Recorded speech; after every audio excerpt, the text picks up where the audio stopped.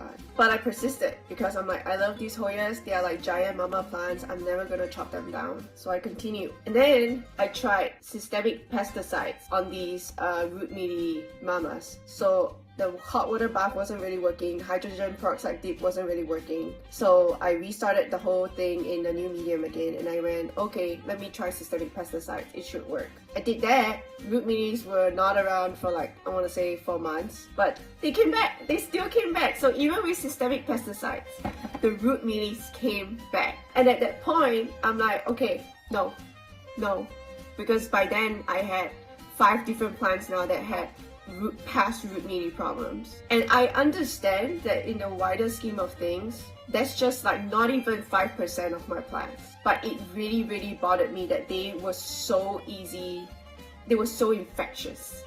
Even with all of this crazy stuff that I was throwing at it, the root mealies would not go away. So now I have a new philosophy when it comes to root mealies. If I see even one root mealy in a soil-based medium, I will chop that plant to the base, and I will throw the whole thing out, and I will restart the whole plant. I am not a plant business owner.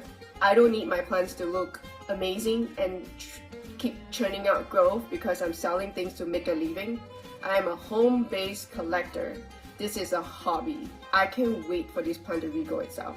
It will be much preferred than having to deal with 10, 20, 30 plants with root mealies. That is what I will say to you right now.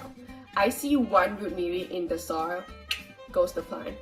I'll restart it right from scratch. It feels very intense and a complete overreaction, but let me tell you, it is worth it. Especially if you have a big enough collection that you don't want to keep dealing with root mealies, because they are very infectious and very difficult to get rid of in the long term. They keep coming back. Their life cycles are so long.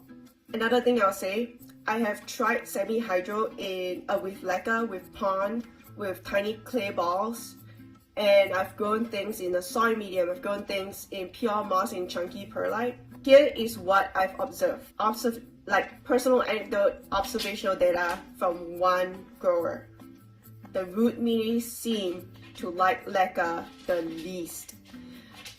And when I say leca, there's a special side note to this. Chunky leca. For some reason, maybe because the space between the leca balls are too large, root mealies don't seem to enjoy building their nests within those large spaces.